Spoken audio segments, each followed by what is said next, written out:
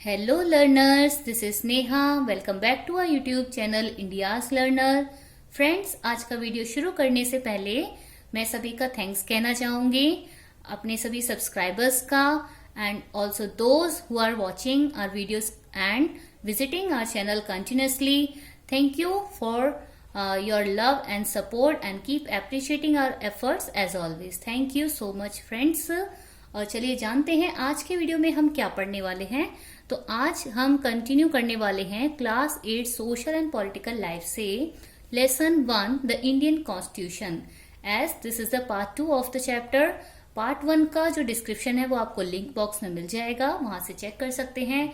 तो चलिए जानते हैं आज के हमें वीडियो में कौन से मेजर टॉपिक्स को कवर करेंगे और क्या पढ़ने वाले हैं इस चैप्टर के अंदर.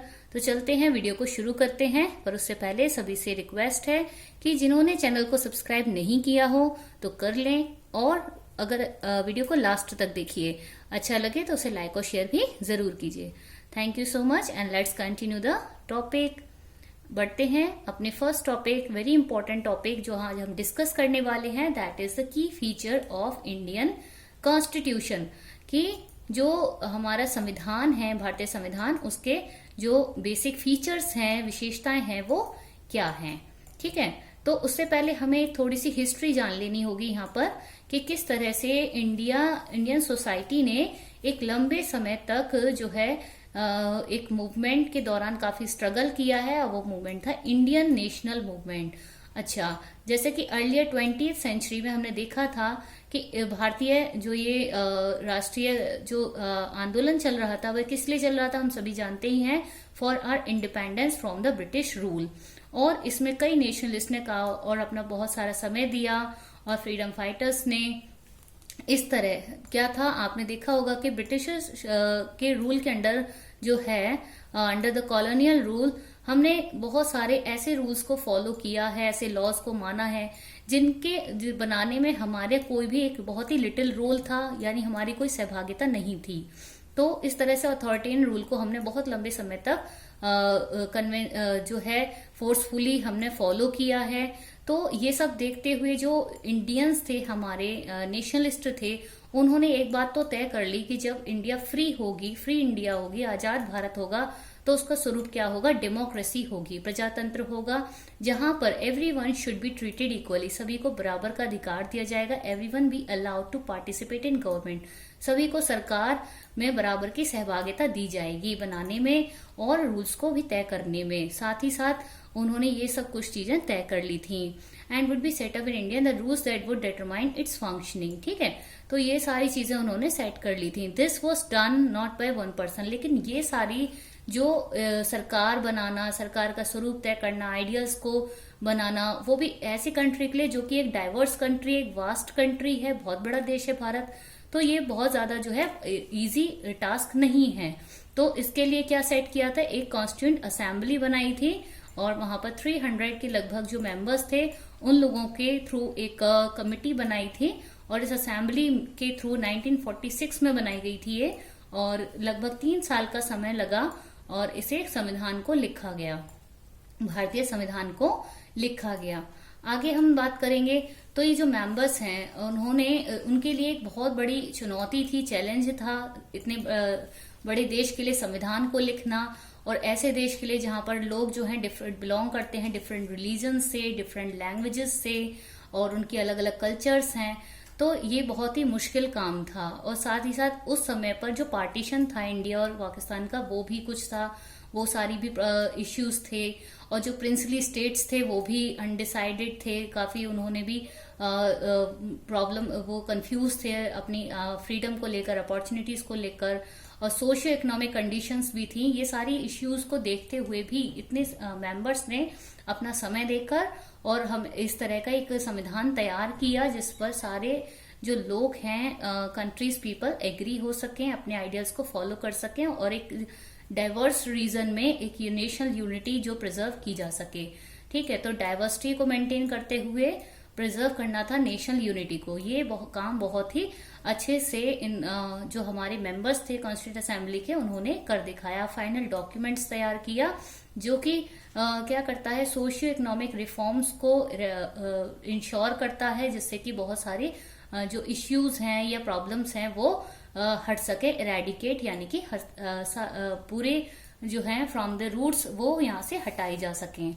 तो यहाँ हम पढ़ने वाले हैं कुछ की फीचर्स को। चलिए जानते हैं इंडियन कॉन्स्टिट्यूशन के कौन सी बड़ी विशेषताएं हैं, और उनको पढ़ते समय ये ध्यान रखना होगा हमें कि इंडिया की डाइवर्सिटी को ध्यान रखना होगा, यूनिटी को ध्यान रखना होगा, socio economic reforms and representation.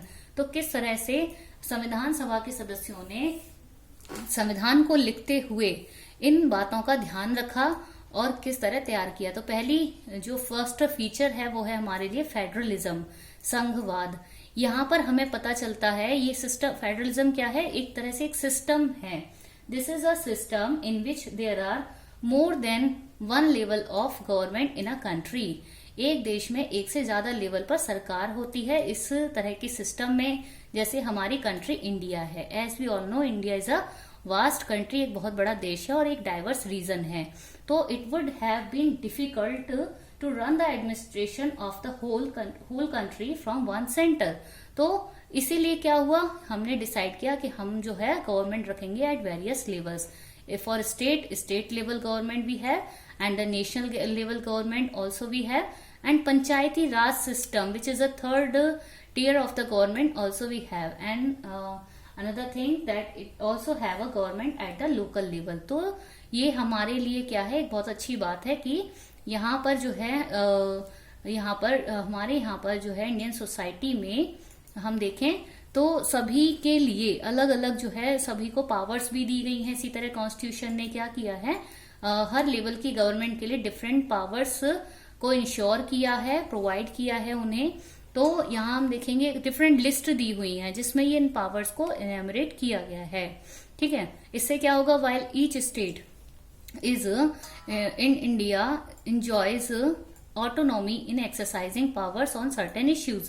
इसीलिए क्या की है, कंटेन डिफरेंट लिस्ट तय की हैं जिनमें डिटेल में लिखा हुआ है कौन से वो इश्यूज हैं जिन पर की different levels of government law बना सकती हैं और उनको जो है अप्लाई कर सकती हैं। ठीक है, ये सारी चीजें दी हुई हैं। फेडरलिज्म में एक और इम्पोर्टेंट टॉपिक है ये कि यहाँ पर जो है जो लिस्ट दी हुई है that are union list, state list and the concurrent list, जिनमें क्या है पावर्स को सेपरेट किया गया है, नंबरेट किया गया है फॉर द डिफरेंट लेवल्स। और under federalism the state are not merely agent. इस तरह स्टेट्स क्या है, एकदम फेडरल गवर्नमेंट का एक एजेंट नहीं रह जाएगा बल्कि उसके पास भी अथॉरिटी होगी संविधान के द्वारा दी हुई। ठीक है, all person in India are govern by laws, और सभी हम जानते ही हैं देश के सभी नागरिक जो हैं इन्हें इन बनाए हुए लॉस को फॉलो करना होता है। They are abide by this laws and policies made by the government at the different levels. So let's know the second feature of the Indian constitution, that is parliamentary form of government. Parliamentary form of government, इस feature के अंदर हम ये पढ़ेंगे कि जो India है वहां पर क्या है, पार्लियामेंट्री फॉर्म ऑफ गवर्नमेंट है। अब पार्लियामेंट्री फॉर्म ऑफ गवर्नमेंट का मतलब होता है जो हमारे यहाँ पर लेजिस्लेचर है एट दी सेंटर वो है पार्लियामेंट यानी कि संसद। लेजिस्लेचर से मतलब है हमारा विधानमंडल, और हमारे लिए सर्वोच्च मंडल जो है विधानमंडल वो है हमारा संसद यानी पार्लियामेंट। और हमारे द्वारा चुने हुए जो लोग हैं मेंबर ऑफ पार्लियामेंट हैं वो हमारे रिप्रेजेंटेटिव्स होते हैं। और यहाँ पर क्या होता है, डिसीजन यहाँ पर लॉ जो है बनाए जाते हैं। अब जाना ही जाता है पार्लियामेंट किसके लिए, संसद कानून बनाने के लिए। जो हमारे रिप्रेजेंटेटिव हैं वो इसमें इंपॉर्टेंट रोल प्ले करते हैं। इस तरह से जो पार्लियामेंट है उसके बनाए हुए लॉ सभी को मान्य होते हैं, हर गवर्नमेंटल बॉडी को मान्य होते हैं। साथ ही कॉन्स्टिट्यूशन एक चीज और इंश्योर करता है ताकि पीपल्स जो हैं कंट्री पीपल वो अपना डायरेक्ट रोल प्ले कर सकें in making of the laws. उसके लिए क्या है, हमारे रिप्रेजेंटेटिव चुनने का जो अधिकार मिलता है through the universal adult suffrage, very important जो हमें मिलता है संविधान से। संविधान जो है constitution of India guarantees universal adult suffrage, सार्वभौमिक वयस्क मताधिकार इसे कहते हैं। In that is given to all citizen those who are 18 years of their age and above.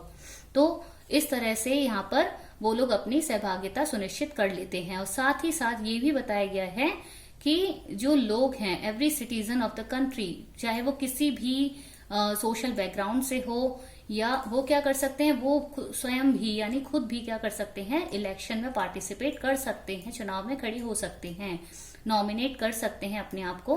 These representatives are accountable to the people. जो मेंबर ऑफ पार्लियामेंट होते हैं, representative, वो लोगों के लिए, उनके लिए उत्तरदायी होते हैं, अकाउंटेबल होते हैं। ठीक है, तो बहुत ही सोच समझकर डिसीजन यहाँ पर लिए जाते हैं और लॉ बनाए जाते हैं।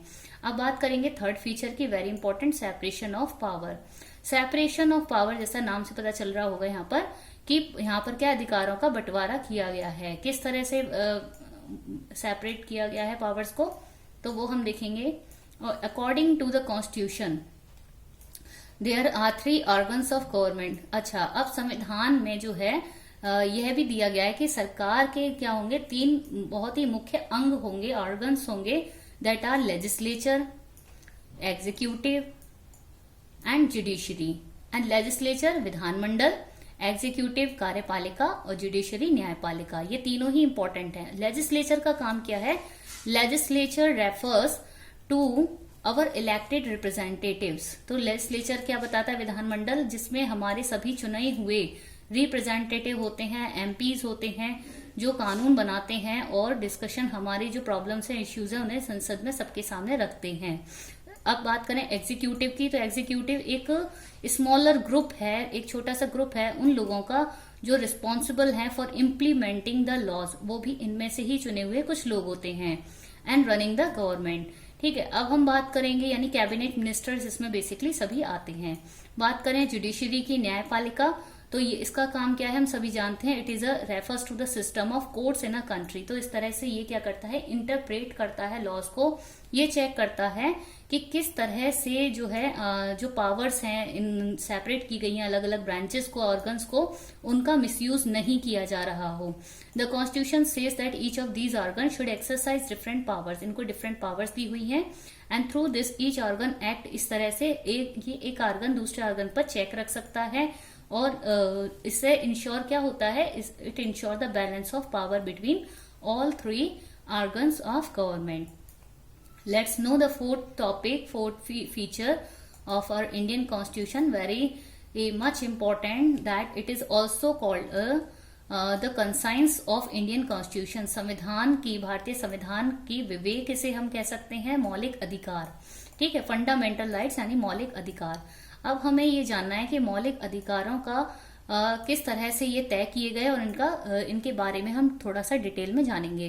तो जैसा कि हम जानते हैं, अंडर द कॉलोनियल रूल, औपनिवेशिक शासन के अंदर यानी ब्रिटिशर्स के रूल के अंदर हम लोगों ने बहुत सारा सफर किया है अपनी, और हम लोगों को बहुत सारी प्रॉब्लम्स को हमने फेस करना पड़ा है हमारे। तो इस तरह से हमने देखा कि of written rights would guard against the misuse of state. ये भी देखना होता है कि इंडिपेंडेंट इंडिया में ये देखना था कि कोई भी जो है स्टेट है या अथॉरिटीज हैं हमारी, या गवर्नमेंट है किसी भी लेवल पर, वो अपनी पावर्स का मिसयूज ना करे। इसलिए लोगों को पावर दी गई हैं, अधिकार दिए गए हैं, ताकि वो अपने लिए, अपने हक के लिए आवाज उठा सकें। किस रूप में? फंडामेंटल राइट्स के फॉर्म में। ठीक है, it protect citizen against the arbitrary and absolute exercise of power bye the state. So let's know about one of each of them in here in the blue box. You can see here the first one is right to equality।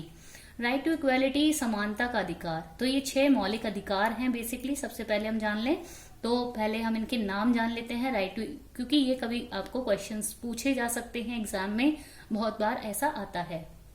Right to equality, समानता का अधिकार। Right to freedom, स्वतंत्रता का अधिकार। Right against exploitation, शोषण के विरुद्ध अधिकार। Right to freedom of religion, धर्म की स्वतंत्रता का अधिकार यानी धार्मिक स्वतंत्रता का अधिकार। कल्चरल एंड एजुकेशनल राइट्स, सांस्कृतिक एंड शैक्षिक अधिकार। राइट टू कॉन्स्टिट्यूशनल रेमेडीज, संवैधानिक उपचार का अधिकार। बात करते हैं सबसे पहले समानता के अधिकार।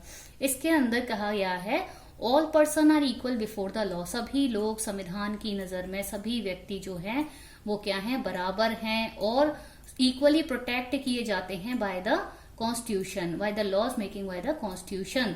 और साथ ही ये कहा गया है no citizen can be discriminated, किसी के साथ भेदभाव नहीं किया जाएगा on the basis of their religion, caste, gender.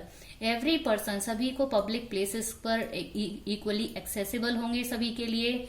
और the state can not discriminate, कोई भी राज्य भी क्या नहीं करेगा, डिस्क्रिमिनेट नहीं कर सकता है against any one in matters of the employment. ठीक है, यानी कि जो रोजगार है उस विषय पर भी लोगों को डिस्क्रिमिनेट नहीं किया जाएगा। एंड देयर आर एक्सेप्शन, और ये सारी चीजें हमने देखी। साथ ही ये भी कहा गया है कि अनटचेबिलिटी जो थी बहुत प्रेवलेंट थी अर्लियर इंडियन सोसाइटी में, तो उसको भी क्या कर दिया गया है, एबोलिश कर दिया गया है बाय द लॉ। अब हम देखेंगे राइट टू फ्रीडम, स्वतंत्रता का अधिकार। इसके अंदर क्या कहा गया है, this includes the right to freedom of speech. ठीक है, स्वतंत्रता किन चीजों की दी गई है, अपनी बात को कहने का अधिकार, एक्सप्रेस करने का अधिकार, the right to form association, हम अपनी आवाज को या अपनी बातों को मीडिया या सरकार के सामने रखने के लिए एसोसिएशन बना सकते हैं, या जनता तक पहुंचाने के लिए एसोसिएशन क्रिएट कर सकते हैं। राइट टू मूव फ्रीली, हम देश या देश के बाहर कहीं भी जा सकते हैं। Reside in any part of the country, हम देश के अंदर किसी भी हिस्से में रह सकते हैं। The right to practise any profession, और किसी भी बिजनेस रोजगार से जुड़ सकते हैं और अपने इच्छा अनुसार हम ये सारी चीजें कर सकते हैं। तो ये स्वतंत्रता का अधिकार ये तय करता है। अब हम देखें राइट अगेंस्ट एक्सप्लॉयटेशन, शोषण के विरुद्ध अधिकार। इसमें ये कहा गया है कि जो ह्यूमन ट्रैफिकिंग है, वेरी बैड प्रैक्टिस, और ये आप देख सकते हैं इसमें क्या होता है कि जो बहुत फोर्स्ड लेबर के लिए लोगों को एम्फेसाइज किया जाता है।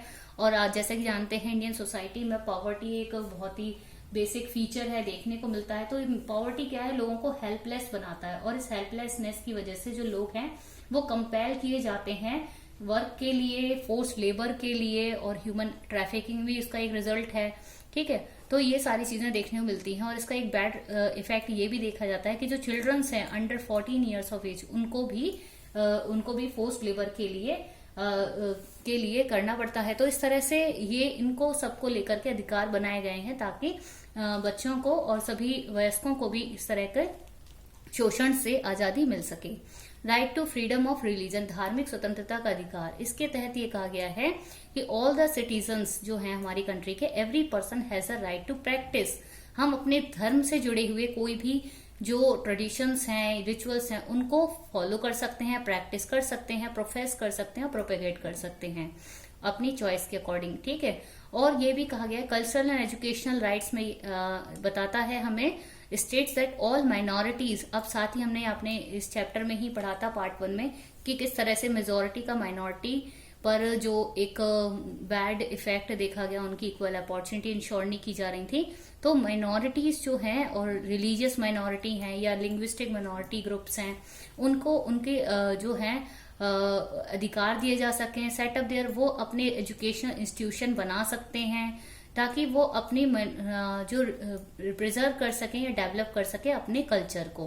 ठीक है, राइट टू कॉन्स्टिट्यूशनल रेमेडी, संवैधानिक उपचार का अधिकार। इसमें क्या कहा गया है, क्योंकि ये थोड़ा सा सबसे ज्यादा एक टिपिकल है, लोगों की समझ में कम आता है, इसको समझ लेंगे अच्छे से। राइट टू कॉन्स्टिट्यूशनल रेमेडीज में क्या कहा गया है, संवैधानिक उपचार में ये कहा गया है कि जो लोग हैं अगर हाई कोर्ट, सुप्रीम कोर्ट, और इफ दे बिलीव, उनको लगता है कि जैसे अगर the gives authority to the citizen to move to the high court and supreme court जा सकते हैं, है ना। If they believe any of their fundamental rights have been violated by the state, अगर उन्हें लगता है कि बाय द स्टेट के थ्रू उनके जो अधिकार हैं, मौलिक अधिकार, वो छीन लिए गए हैं किसी वजह से, तो वो कोर्ट जा सकते हैं संविधान के द्वारा, इस बात का अपना रेमेडी इंश्योर कर सकते हैं। तो ये सारी चीजें इसमें दी गई हैं।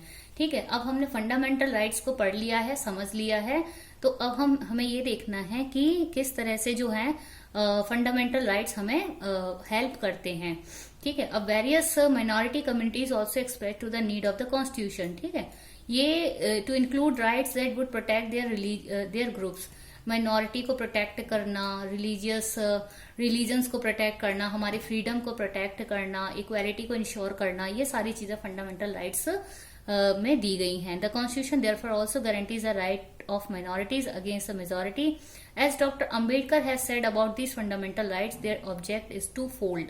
द फर्स्ट ऑब्जेक्टिव क्या था इसका, फंडामेंटल राइट्स का, that is every citizen must be in the position to claim those rights, कि लोग जो हैं अपने आपको सुरक्षित महसूस कर सकें इन अधिकारों के तहत। एंड सेकेंडली, और दूसरा रीजन ये दिया है, ऑब्जेक्टिव पर्पस ये था, these rights must be binding upon every authority, के सभी अथॉरिटीज जो हैं, सभी गवर्नमेंटल बॉडीज जो हैं, वो भी इस बात के लिए अपने आप को बाध्य कर लें, अपने आप को तैयार कर लें कि सभी लोगों को जो है समान रखना है, समानता की नजर से देखना है, has got the power to make the laws, और उन्हें अपनी लॉज पावर का गलत इस्तेमाल नहीं करना है।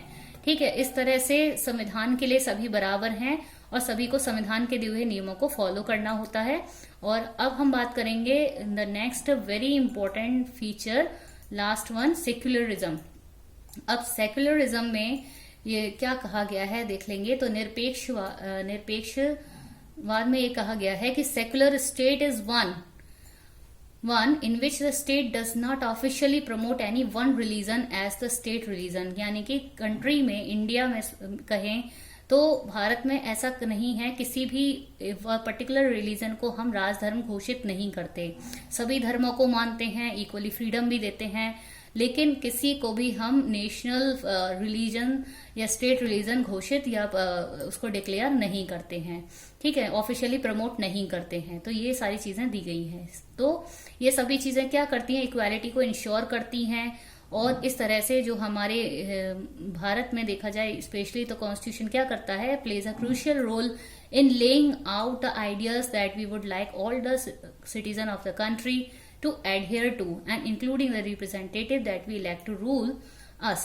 तो इस तरह से सभी को नियम मानने होते हैं और इस तरह से सभी को आइडियाज के तहत काम करना होता है, चाहे वह कोई भी व्यक्ति है, किसी भी धर्म, जाति, संस्था से जुड़ा हुआ क्यों ना हो। और डिफरेंट की फीचर्स के थ्रू भी हमने ये पढ़ा था। तो ये सारी चीजें हमने समझ ली हैं। और thank you for watching this video and keep visiting our channel.